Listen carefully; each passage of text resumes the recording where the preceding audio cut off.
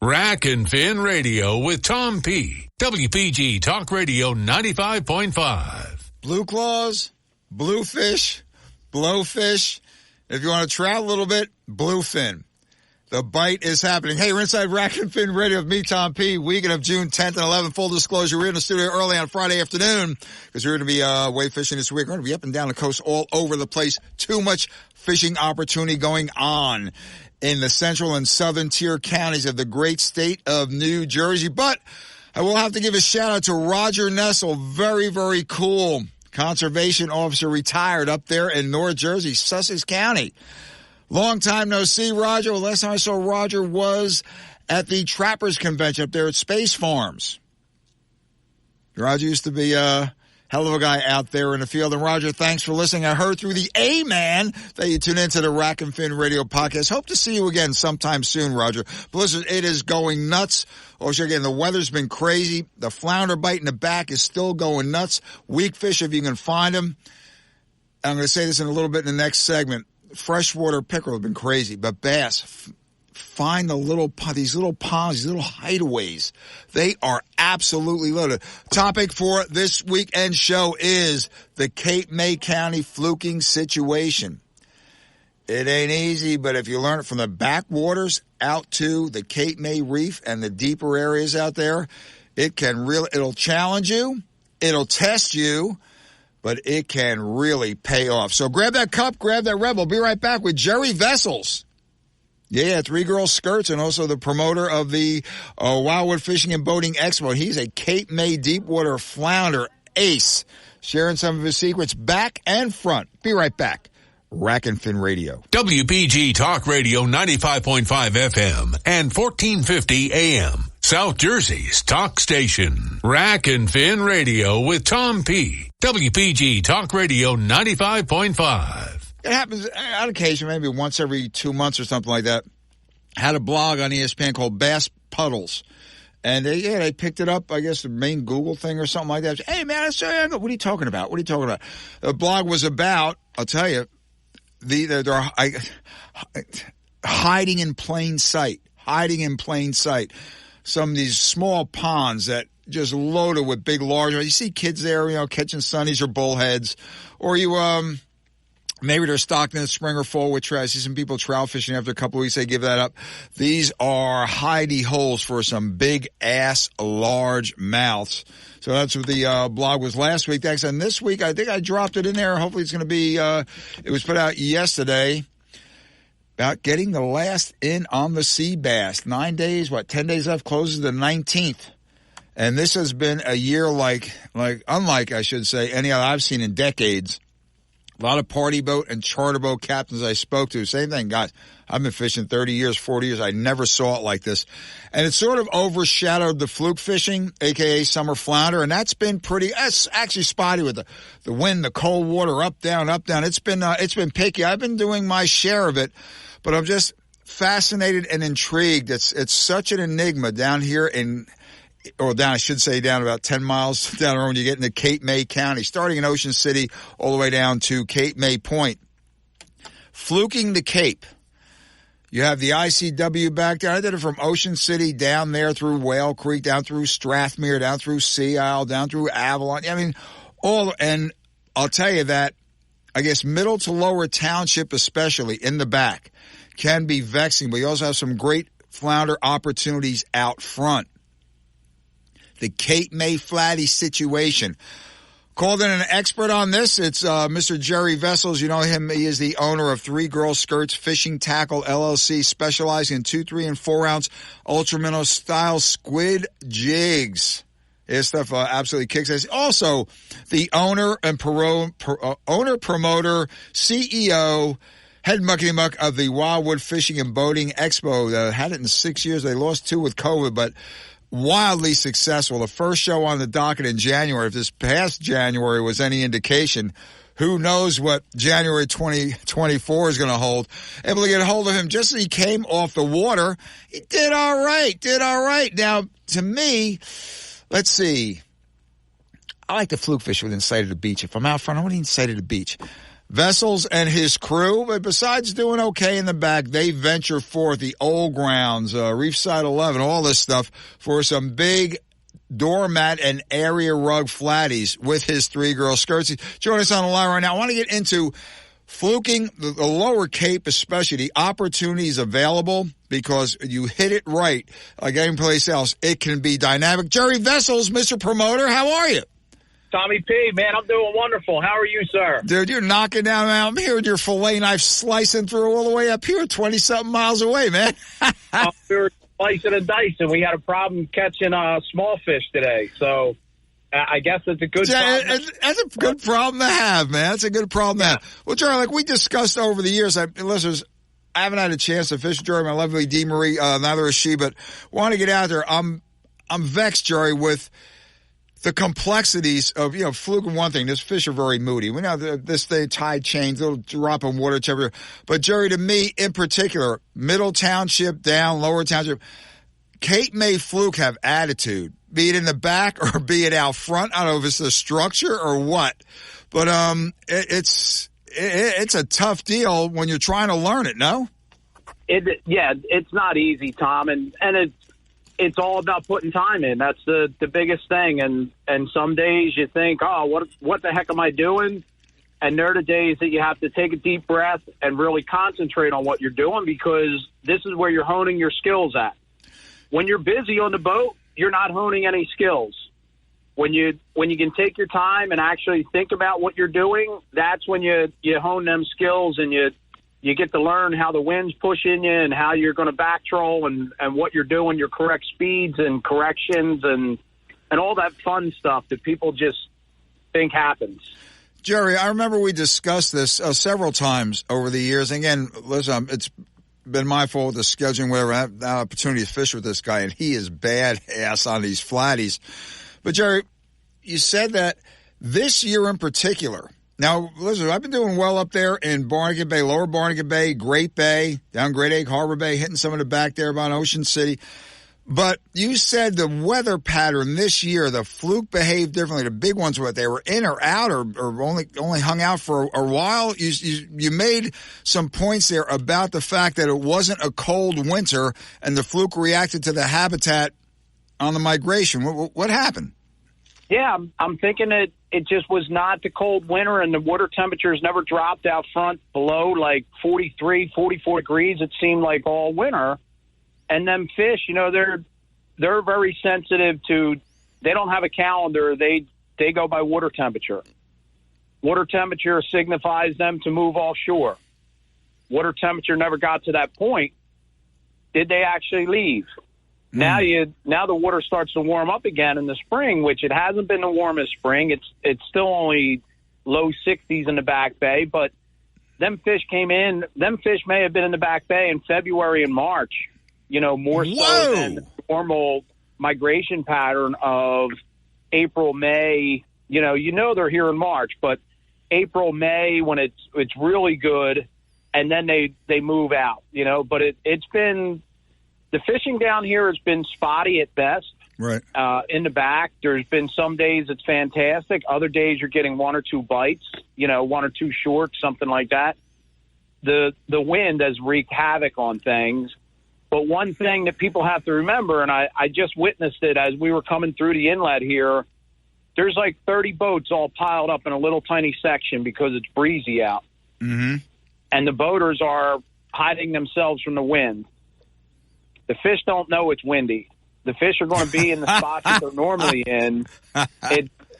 It's just like, when the different colors on the bucktail are for the customer, not for the fluke. And people are all hiding from the wind, but the fluke aren't hiding from the wind. The fluke are still in them same local haunts, waiting at them little estuaries to, on the outgoing tide. They're sitting there to ambush and like I said, there must have been 30 boats sitting in a quarter-mile space, and I'm thinking, I know there's not that many fish there. Jerry, the outgoing, prime time now, that's a prime period, warmer water coming out. When do you notice the switch to the incoming's a better dealio?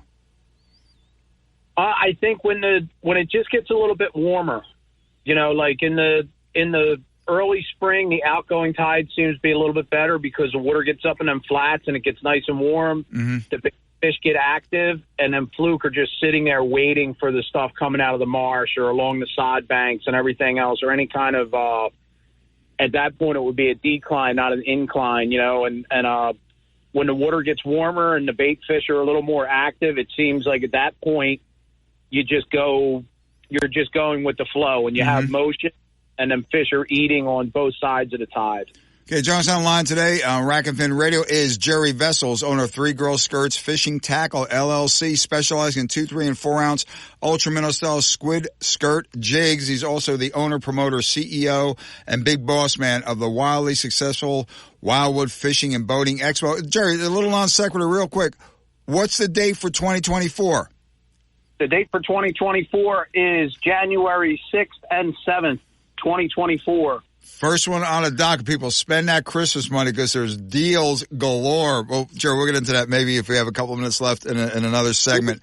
But again, Jerry, we're over 75,000 square feet of indoor display area for 2024, Tom. Billy, he's killing me. He's killing me. We'll talk about that a little later.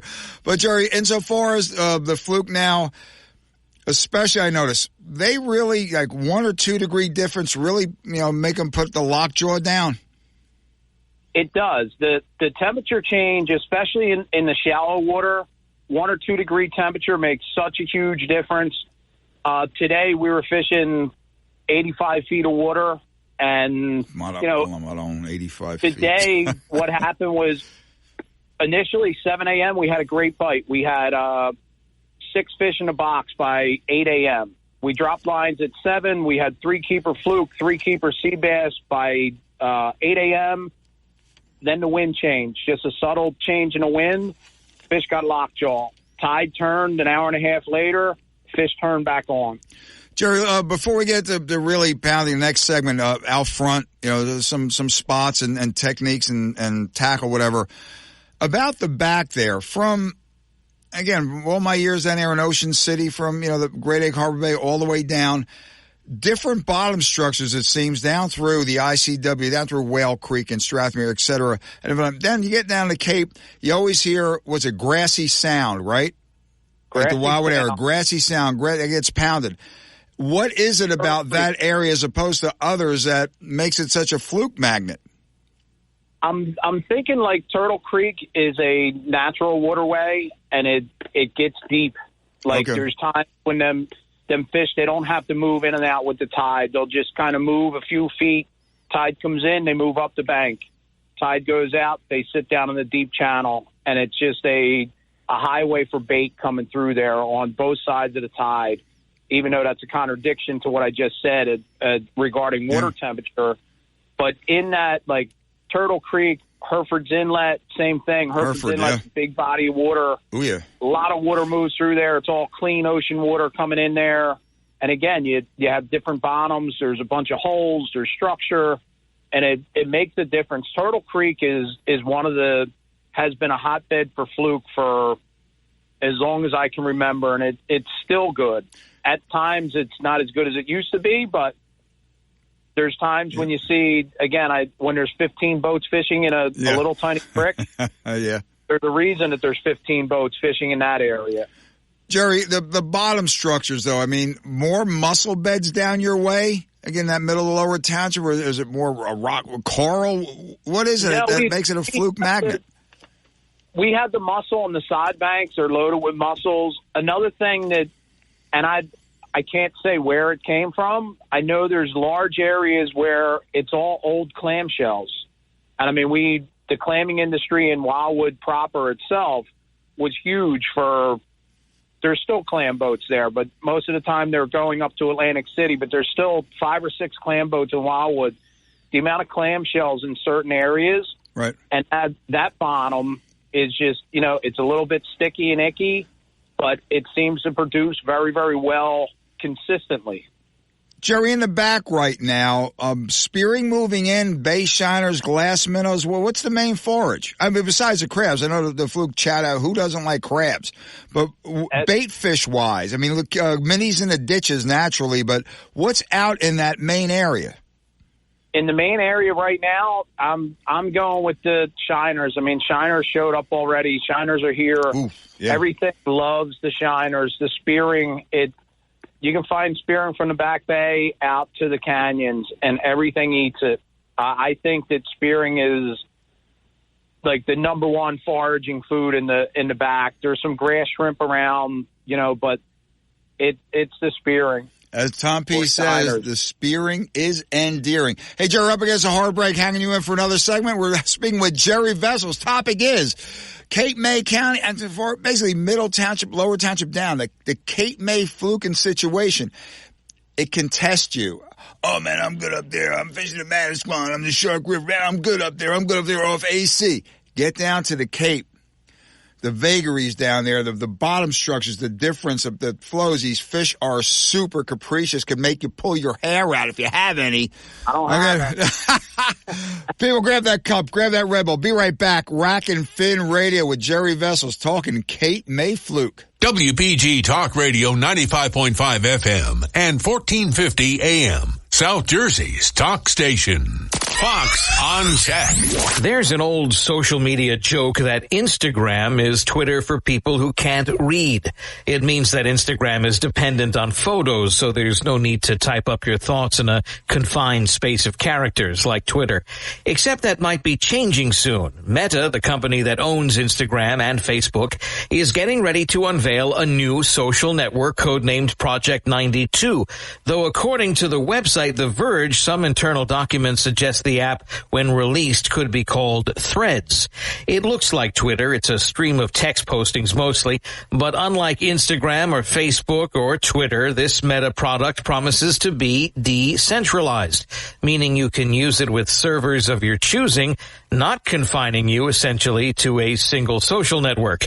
Meta says this is how they plan to compete with Elon Musk's operation of Twitter, and they plan to make it public as soon as they can. With Fox on Tech, I'm Eben Brown, Fox News. Shopping for your next vehicle? Visit Boardwalk Honda. Shop your favorite models, all priced for your lifestyle and budget. We have it all from store to shore, including the Honda Accord, Civic, Pilot, and more. In the market to customize your vehicle? Visit preordermyhonda.com, where your next vehicle is just clicks away. Just log on, build your perfect Honda, and reserve. It's that easy. When it's ready, we'll notify you to schedule pickup or delivery. At Boardwalk Honda, we're committed to getting you approved and on the road in no time. We work with all credit situations. We partner with over 25 top financial lenders to help get you the best rates possible. Looking to trade in and upgrade? We'll buy your vehicle. Any make, model, or year. We're paying top dollar. Hurry in and drive home your brand new Honda today. Located in Egg Harbor Township. Or shop our complete inventory online at BoardwalkHonda.com. And remember, from Maine to Miami, nobody beats a Boardwalk deal. Bigger, better, Boardwalk Honda.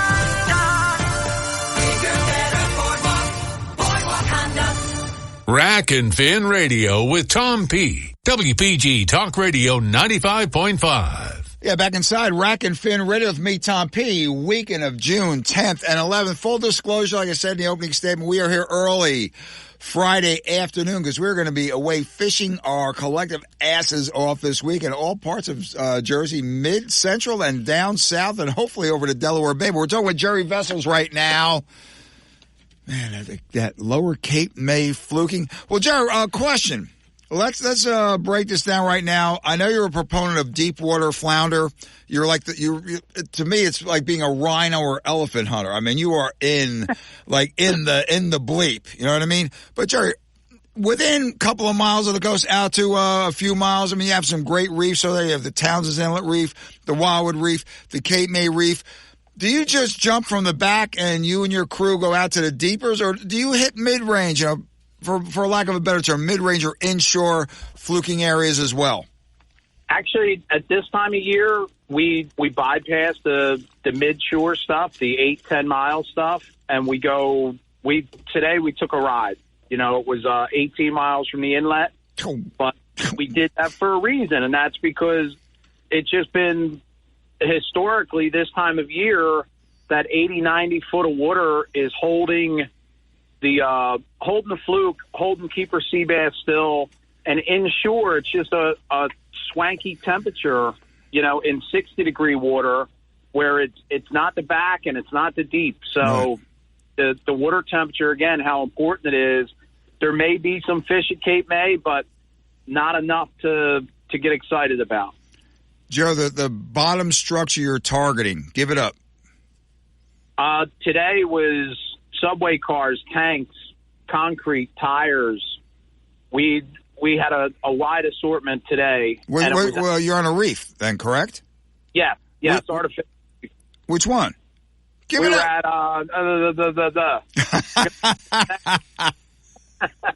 No, I get you're good. You're good. You gave up the bottom.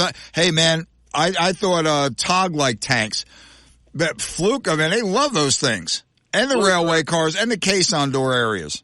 Oh, they love it all. And today it was actually, the reef was kind to us. We only lost maybe a half a dozen jigs between three of us, so it was really, really kind to us. Jared, the electric, you guys doing the electric motor thing, like holding over a spot, like when you know, for example, there's some sea bass down there, and there's always a rod over the line for Fluke. How are you guys approaching these? You put your stern, your backside into the wind, and you have you don't need a trolling motor because you have a motor that got you down there.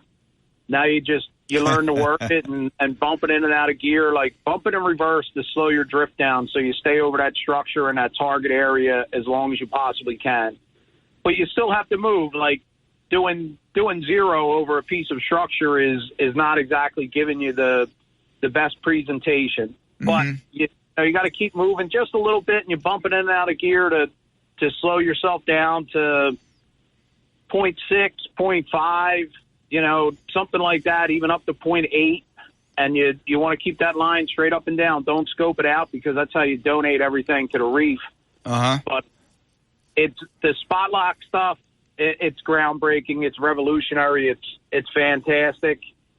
It's something that, again, even getting the spot lock, you have to put your time in and learn how to use it. Jerry, I was just going to mention that. Listen, because, like a shout out to Captain Sam Racine on a Mary M4 out of Barnegat Light, who said to me, Tom, with the electronics today, I could find a patch of cover the size of a shoebox. You put a crab down there, chances are you're going to catch a tog. However, chances are you may not, because, Jerry, the old adage, lead a horse to water, can't make, you have to make it drink. Oh, yeah. Right? So same thing with the Fluke. You can be on it. You could have the utmost in equipment, but if the Fluke prefer something else what you're presenting, you're not going to catch.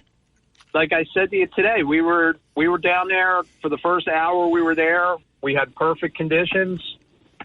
And then the wind changed a little bit, made our drift go sideways instead of, say north and south. We were going east and west, and the bite shut down. An hour and a half later, the wind died out, the tide changed. We were back in, and the presentation was correct again, and we were on fish. And the thing is, Jerry, they're down there. That's what's so frustrating. They're there. Today we bounced around the reef, just kind of to kill time because we knew the fish were there. We had them for an hour, and we had them good. We knew they were there. We bounced around a little bit, and then, like I said, when conditions changed, because conditions can change literally a half a mile away as well. Mm-hmm. It's weird the way, a front comes in or something, and it's just, you're on this side of it or that side of it. It makes a difference. We moved a mile away. We were picking a couple fish. As soon as them conditions changed again, we went back to where we started today, and it was lights out fishing for another 45 minutes until I knew I had to get home because I didn't want to miss your call, brother. Well, Jerry, listen, I appreciate that. Listen, are there any chances where, again, a little later on, late June, July, August, when you will move into shallower areas, are you guys locked in now to the deep and deeper, and that's it ski? No, absolutely not. Like, it'll come through cycles of basically bait. When there's bait offshore, like right now, you could see the bait on the reef today. When that bait starts moving inshore, again, water temperature dependent, I guess, that bait moves inshore to your Wildwood Reef, which is only 4 miles off the beach off of Hereford's. Yep. You know, what a spot! Cape May I love the Wildwood and Townsends, man. Oh my God! And Cape May, Jerry, the Cape May Reef is the largest in the 17 or 18 reef system, isn't it? I'm not sure if it's. I the think biggest. so. It is. Yeah, I think so. It's the hardest, I'm sure, because pounded. It gets pounded. There's probably people fishing it today, and there'll be people fishing it all the way through the end of September now. Mm-hmm. And that is, it gets hammered.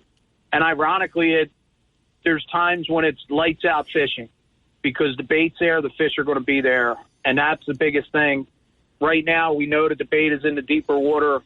It'll come inshore. And once it does, like, I'll probably the month of July, part of August, taking that 20-mile ride, I'd much rather take an 8-mile ride. And there you go. Jerry, I don't want to say which inlet it was, but it's an extremely reliable source. Told me that in this one inlet coming through, no mistaking it, there were little squid. Have you ever heard of that? This early? No. Not in the, but you know what? Nothing surprises me anymore, Tom. The water is the cleanest it's ever been. Right. Conservation works. You know, different things are definitely, you're seeing. Every year you see something like I saw one of my buddies posted pictures of triggerfish already, and I'm like... I was just going to ask you that. I live for triggers. I live for triggers. One, they're fun to catch, and two, they're the best eating. Oh, in my opinion, anyway. Yeah. Yeah, that's my opinion. Hey, sea bass and fluke are good. Give me the triggers. We're speaking with Jerry Vessels. He's the owner of Three Girl Skirts Fishing Tackle LLC, around since 2014, specializing in 2, 3, and 4-ounce ultralight minnow style squid jig skirts. He's also the owner, promoter, CEO, Wildwood Fishing and Boating Expo. We're going to look into that a little bit in the next segment. Well, Jerry, now, the bottom structures you're fishing, are you getting your heads down? Are you feeling the bump, thump, drag, whatever? Or are you above the structure? How are you presenting, and what are you presenting? We are clanging and banging, Tommy, and that is you're bouncing whatever you're presenting down there. Like today I was using a 2-ounce standard, like Spro style jig. My buddy had a 2-ounce ball jig. My buddy Mike Gagliardi, he was using a 1.5-ounce flat fall jig, and I mean he was catching majority sea bass. Wow. And yeah, Dennis Big Fish Murphy and I we called more fluke, but at the same time Mike was almost every drop with an 1.5 ounce flat fall jig with sea bass. Joe, would you say, I've been a proponent of these? Sorry, I know you make the heads that you specialize in. I like the ball jigs in certain situations, less of a percentage of snag ups. It is the way that the ball jigs can be, presented in numerous ways, but the ball jig molds actually give you an option of putting the eye more towards right at instead of coming 90 degrees off the hook, it's either 30 or 60 degrees. There you go, yeah. When you're lifting your line up, it's lifting that head completely up versus lifting the middle of the body up and leaving that part where the head can get jammed in a little hole or something like that. So I think that the ball jigs, they work good, and with everybody going to gulp, ball jig with the bait keeper on it is, now gulp though is costing you an arm and a leg. So. Yeah, Joe, I was just going to ask you that on the clanging and banging, listeners, I'll do gulp, I'll do the power stuff, I'll do squid spearing, meat. I just want to catch fluke. And Jerry, I was upcoming show list. I just want to drop something down. I'm going to say, okay, let me do a little teaser here. Know a guy, Jerry, he's not unfriendly, but he's not the friendliest. Keyed me in on this. I saw them in the back of his cooler the other day. One, I would say a good 25-inch, and 2 just under 18. Listeners, making bacon. I'll just leave it at that. And Jerry, we'll talk about this off the air sometime. And he says that's because he came in the shop I happened to be in, just looked for some hooks or something like that. Makes his own rigs. How you doing? I'm doing all right. I'd seen him here and there. And go back. What is he? He says that, and he points to it. And I looked at him. He says, believe it or not. And he shut the back of his tailgate and away you went. But we'll get into that in another show, listeners. But, Jerry, down there on the clanging and banging, are you strictly a gulper? No. Like, today Gulp was working. And, I mean, Gulp works most of the time. But we also had some strip bait, like mackerel and the spearing. And we caught fish on that as well. And that's where, like, when I just mentioned about Gulp getting expensive, you're getting 5-6 inch Gulp for $9. It's $8.99. It's a tackle shop, right. And I believe in supporting all of our local tackle shops because them guys are not getting rich. Believe me. So supporting them guys is important, but also when you're looking at buying spearing and buying squid or your mackerel strips or something like that, getting about out of it. A strip of mackerel, you're getting 6 or 7 baits. You're getting 3 pieces of mackerel or 4 pieces of mackerel on a pack for $5. Throw your spearing in there, and now you're, instead of being $1.25 every time you drop down, it's 50 or 60 cents. Which I know personally. I've got 3 kids. I fish with friends. Like, we're all middle class, blue collar people, and if I can save $40 at the end of the day on bait, sure, because I'm not losing. Or the sea bass aren't chewing the tails off the Gulp, and it's cost me $1.25 every time I drop down. That is something that is important to us. It's a big deal. Jerry, you mentioned the mackerel strips. I have to have a heartfelt shout out to Eddie Bronstein and Billy Wiggins at Fanatics on West Avenue in Ocean City back in 89 or 90 when I came down to the area. Just a novice, known pretty good on fluke up north. Down here. This. I said, no, this is what you want. And served me some little mackerel strip fillets. That's what I do with that. He's drifting the back for flounder. I'm not after winter flounder. I'm after a fluke. And they looked at me and said, that's what we call them down here. And, Jerry, let me tell you, in that Great Bay, back through there, Ship's Channel, I never, ever, ever caught fluke, one, that early, and two, with that degree of savageness, when they hit that mackerel strip, I never saw anything like it. Well, they're chasing a mackerel before they wind up in the back. They're chasing a mackerel, and that is in the early season. Mackerel is a go-to because it's oily, it's a little soft, but it's a fantastic all-around bait. And mackerel with a couple spearing on it in the back bay. Exactly right. Yeah. Also, as a substitute, listeners, small bluefish strips work almost as well. But, Jerry, it was absolutely jaw-dropping how these fish, it wasn't the slow pull. It was a thump. When they hit, boom! Shot to the gut. Yeah, that's when you know it's the right one. And again, bluefish, we fished tournaments where we've gone and specifically targeted bluefish the day before, even a couple days before. You get them around the inlets, some cocktail blues, the 2-pounders. Yep. Oh, yeah. Add fresh strip bait like that because the bluefish is a tremendous bait. It's just soft. It's a one and done bait, but at the same time, it's very, very productive. Okay, Jerry, hang in for another segment. We're speaking with Jerry Vessels talking Cape May fluking situation. Be right back. Rack and Fin Radio. Summertime at the Jersey Shore. The glitz and glamour of Atlantic City's casinos. Jersey's best pizza on the Ocean City Boardwalk. Great rides in Wildwood. And miles of bumper-to-bumper traffic. WPG Talk Radio 95.5 wants to keep you moving with expanded summertime traffic updates. Friday afternoon through your ride back Sunday evening. WPG Talk Radio 95.5. South Jersey's talk station. Fox News, I'm Chris DeMeo. President Biden in North Carolina Friday praising the efforts to revitalize the economy. There's 300 semiconductors going on an automobile. Well, guess what? When we had a problem with the pandemic in Asia, those places shut down. We had to stop making cars. The president promoting nearly $5 billion in projects in North Carolina alone. A House Republican reacting to the 37-count indictment unsealed against former President Trump. Based on the whistleblowers that came to Congress, I think the DOJ needs to be looking under other leaves at other people than targeting the main political opponent of the current president. Missouri Congressman Jason Smith on Fox's Your World with Neil Cavuto.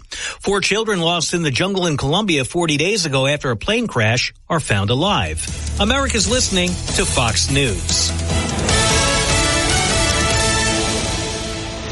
Your WPG Talk Radio 95.5 AccuWeather forecast for South Jersey. Overnight, we'll see clear to partly cloudy skies with a low of 51. Partly sunny skies for Saturday. Saturday's high 83. Saturday night, mainly clear, the low 57. Sunday, partly sunny. We'll reach a high Sunday of 91. For Monday, mostly cloudy, not as warm. Couple of heavy afternoon thunderstorms, high 80. I'm AccuWeather's Drew Shannon on WPG Talk Radio 95.5. Rack and Fin Radio with Tom P. WPG Talk Radio 95.5. Speaking with Jerry Vessels. Okay, Jerry, nuts and bolts right now. It's going to be a lot shorter segment. You're in the deep water situation, like Reef Side 11, Cape May Reef, whatever. Deep water reef. You're targeting the bigger flounder. What size, and it's predicated on subsurface currents, maybe, or top wind currents. What size head are you using? That's a very tricky question. That's why I asked you, Vessels. Give it up. Give it up. I'll give it up because you got to remember one thing. It's presentation, and the head doesn't really matter as much as the action that's on the body of the bait. So, again, because of the structure and you're clanging and banging and stuff like that, you want to go as light as you possibly can. Today we were fishing, again, 85 feet of water most of the day, anywhere from 1.5 ounces to 3 ounces. Jerry, yet I see on tackle peg boards, and I've been on boats with guys, and doing all right, guys with 6 ounce, even like 8 ounce, like big spros and stuff. Is that necessary? No, not even close. And again, you put a teaser on there with, today I had a teaser, it was a 3/8 ounce bucktail, and with a 1/0 hook on it. And I caught, 6 fluke on it. 2 of them were over 20 inches. So it's again, in that situation, I go back to the old saying of just remember elephants eat peanuts when people tell you big bait, big fish. Mm-hmm. And I agree with that. But at the same time, you got to remember, you go to the zoo, you throw a peanut to the elephant, and a 12,000-pound animal picks up a peanut that he probably doesn't even taste. So, listeners, he's alluding to me when I walk by a bowl of M&Ms or something. We know that you said that for my benefit, Vessels. I get that.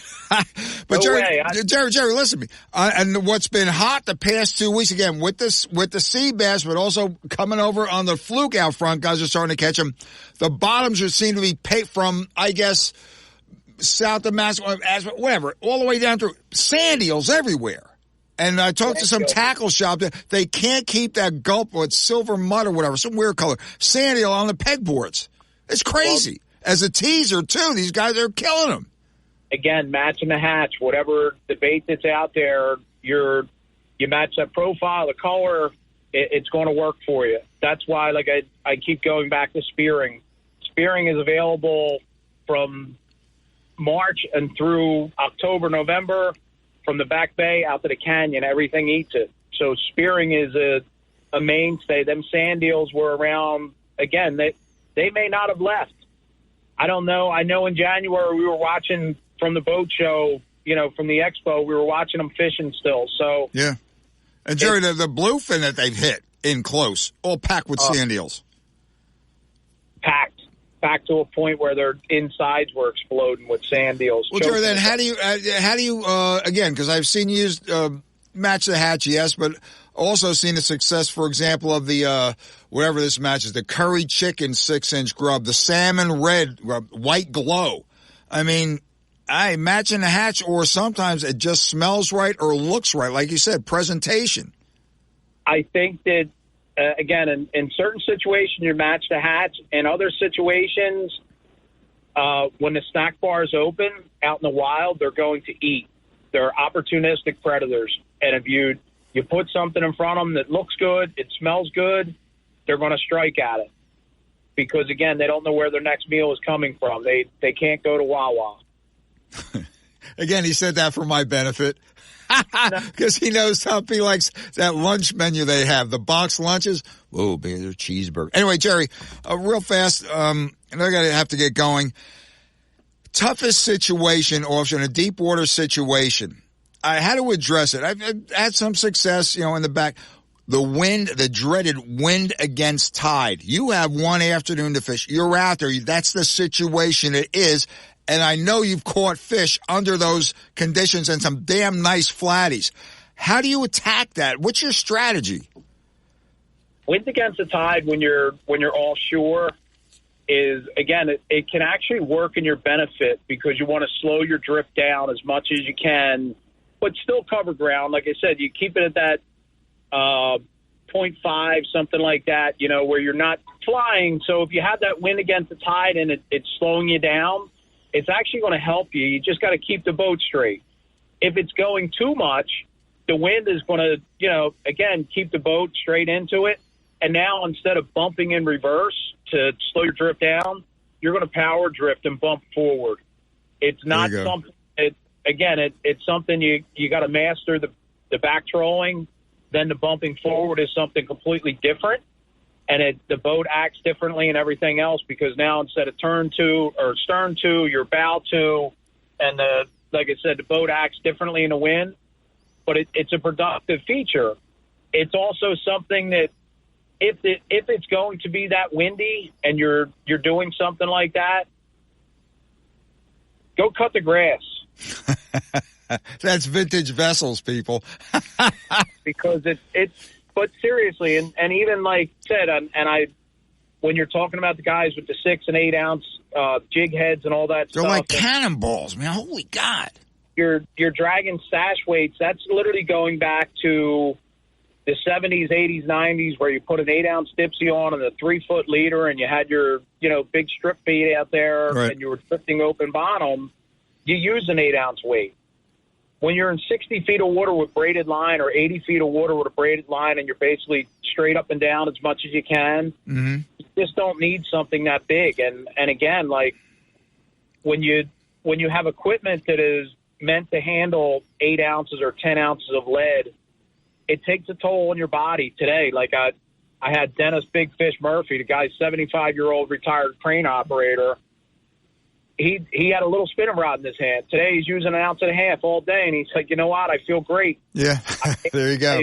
The conventional reel. He said it was tough, but at the end of the day, after 5-6 hours, my wrist doesn't hurt. My arm doesn't hurt. Jerry, you aggressively, like, to the point of tendonitis type jigging, like tennis elbow type jigging, or are you a slower, under that wind against tide conditions, or is it a slower lift and drop? No, it's kind of like the looking at Farrah Fawcett in the 70s type motion. The deviant ingredient for sure. Yes, we're keeping it clean, family show. But no, you got to have action on it, Tom. A little erratic action where it looks like your jig or your jig head looks like that wounded bait fish, or the fish that's kind of getting lost in the current or bouncing up and down. So you need some action on it. And I feel, and even that, it's literally a twitch of the wrist. It's not something that you're going really up and down, hardcore motion on it. It's just twitching your wrist. Okay, Jerry, on this then, before we get to, I want to talk about the expo for a couple of minutes. Grub, paddle tail, or nemesis, or mullet, bigger baits, under those conditions? Grub all day long. Fair enough. Okay, Jerry, let's talk Expo. Listeners, the Wildwood Fishing and Boating Expo, first week in January, kicks it off. Jerry, last year, hats off to you. Had you in the studio a couple of times. That show was beyond our expectations, man. You really grand slammed it, bro. Thank you very much. I appreciate them kind words, Tom. It was a great show. I enjoyed doing it. I enjoyed putting it on.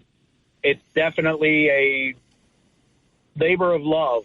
And then this year we've expanded because last year we had 7 boat dealers and over 50 boats on display with wave runners and trailers and jet skis, all that stuff, all wave or jet boats and everything else. This year we've expanded to 75,000 square feet from 60,000 last year. So again, we're keeping it fresh. We're coming to you with everything that we need to have a successful season, all the new stuff that's out there. And some of the new stuff's out there is absolutely mind-blowing. Scary, yeah. Well, Jerry, listen, I was surprising that early, but I don't know, your sales motto was whatever, sign now, get on the water, sign in January, get on the water in June. But lovely Dee Marie and I, we watched some deals being made, like people signing on the dotted line. It was good. Figure it this way, Tom. When the boat dealers are the first ones to get in line to come back, they're making money. They're selling boats. They're selling services. They're selling motors. They're doing everything that they should be doing. And like I said, when they're the ones telling me, hey, this is a great show, had a fantastic show, again, what they're getting out of it is letting me know. And they were apprehensive as well, saying, first week in January is tough right after the holidays. It's, what are people thinking? And I said, I know what I'm thinking after the holidays. That was it. Thank God the holidays are over. It's time to get to work. And Jerry, the thing too is you had great flow in there, but listen, clothing, tackle. I mean, it was across the board, Jerry. It was a good show. So listen, about 3 or 4 days after the show was down, happened to be down the Wildwood area. Hey, Jerry, want to go out and grab a pizza and a beer or something? Canton PM. What do you mean you're working at night? He says, I'm already working on a 2024 show. And there you go. My lovely Dee Marie says something like that. Promote that. It's a 360. You don't get a breather. It's 364 for Christmas morning. I'll give you that. And then that's it. Yeah. Christmas morning. Well, Jerry, good luck. We're looking forward to seeing you in the studio again, and also at that 2024 Expo. Listen, it's going to be a monster. It's the first one on the calendar, and especially for South Jersey, you can't beat it. You got salt water, you got some fresh water, you got boats, great seminar lineup. Last year, Honishevsky knocked it out of the park, Jer. It was good. Nick was a superstar and ultimate professional. Nick was good to have around. Again, that like local flavor and flair is something really like to promote, because I'm a local guy. I live and work here. I'm not from out of town. I'm not some fancy degree somewhere in marketing that says this is a great area. This is a great area because I live here and I know the area. So, and I know the fishermen, I know the boaters. I have friends in the marine industry. I have friends, family that make their living off the water. I try to spend as much time as the water as I can. Like I'm a regular guy. Listeners, nuts and bolts, Jerry Vessels. Jerry, you take care. We'll see you guys in a couple of weeks. And like I said, I'll be on the dock with my crab trap and light spinning rod, and you and Dee Marie get out to the deep and bring home some fluke. You got that? I certainly hope so. So you keep promising, and the door is always open, Tommy. And she keeps saying, when we going fishing with Jerry? I said, you're going fishing with Jerry. I'm hanging on the dock. Jerry, we'll see you guys in a week or so. You take care. All right. Thank you, Tommy. Have a great day. See you, brother. Jerry Vessels fishing Cape May fluke. I'll tell you, I'm good. I catch my share from a boat, from the bank, from the jetties, but at Cape May, it's always been vexing. Be right back. Rack and Fin Radio. WPG Talk Radio 95.5 FM and 1450 AM. South Jersey's talk station. It's Harry Hurley. If you're considering senior living options for yourself or a loved one, I recommend United Methodist Communities at the Shores in Ocean City. Transitioning to the Shores could not be easier. Move in, unpack, and experience the abundant life the Shores has to offer. I'm a nurse dad, and I've seen assisted living communities up close. The Shores is not what you expect when you hear assisted living. It's fully remodeled with private apartments, 2 beautiful restaurants, and a bistro. There's on-site fitness center offering personal one-on-one and group classes, and transportation to local shopping. Best of all, a stroll of 3 short blocks and you're on the famous Ocean City Boardwalk and beach at the Shore Shores, you or your family member will enjoy a resort lifestyle with rich, meaningful connections and robust community life offerings, plus a full continuum of care. To learn about United Methodist Communities at the Shores in Ocean City, call 609-399-8505. That's 609-399-8505. Rack and Fin Radio with Tom P. WPG Talk Radio 95.5. Yeah, for this week on Rack and Fin Radio with me, Tom P. Week of June 10th and 11th. That was Jerry Vessel talking. I just wanted to do a whole show. Cape May County fluking. It is a challenge, but time for a quick fishing report. It's been happening. It's just been happening. It's actually Burlington County. So order report there. A little place called Allen's Dock on the Bass River. You know, the tributary of the Mullica. And there's been some activity going on there. Joining us on the line right now, a good, cool guy, too. Justin the Thunder Thino with a report from Allen's Dock, Route 9 in New Greta. Thunder, how's it going, little brother? Well, we're coming with a little lightning today there, Tom P. Hey, man, he is good. Justin, what's on it? You were talking weekies, you were talking stripers, you were talking jumbo white perch. You are in a hotbed of activity, brother. We have a minute. Let's go. What do you got? Yeah, we're pretty much, if you want some type of fish out here, we can get it for you. It's scary, man. It's scary where you are. The bluefish are blitzing like mad all over the bay and even into the river some spots. A lot of bait fish, man. A lot of bait fish means a lot of fish like they're coming in to eat, which is a good spot for our fishery. Justin, you mentioned the weeks, and I saw some images. Best kept. Listen, we're not burning a spot here. This is public water, but you got some exemplary week fishing going on there, Thino. Yeah, it's been really, really good. It's one of those things where you can't really tell people because the weekies is such a rare commodity to come by, and when you only get one, you know, guys are very protective of their spots. But if you know where to go, there's some good weak fish happening, that's for sure. Listen to me, you selling shedder? It's not far from us, I'll tell you that. You selling shedder? You have it in stock? Yeah, I try not to tell people I'm selling shedder because I can't keep up with the demand. Well, Justin, what about this torrid white perch bite going on? Yeah, the perch bite's always good around here. My whole life I lived here in New Gretna, and I never, ever had trouble finding any perch. I'll tell you that. And we got bloodworms. We keep them all year. And, you know, between that and every once in a while we have some grass shrimp, you can clean up on some nice-sized perch. We're speaking with Justin the Thunder Thino down there, Allen's Dock, Route 9 in New Gretna, actually Burlington County, where it extends across the strait and just touches the Jersey Shore. Justin, real fast, Mulliga and Great Bay, throw out a decent fluking area. Don't burn, but general, throw a net out there. I mean, what do you got? You know the racetrack there that is the ICW. If you're going to find some holes around there, you know that you see the booths lined up. There's no secrets. I mean, that whole area is pretty loaded up with fish, and if you explore that area and the areas surrounding it and look for what you're looking for is hills, lumps. Yeah. Little deep holes where the fish are hiding and waiting for the bait to go over top. If you see something like that, you should probably try to fish it and float some bait over top. Now you got a good thing for you. You got the killies and spearing in stock, correct?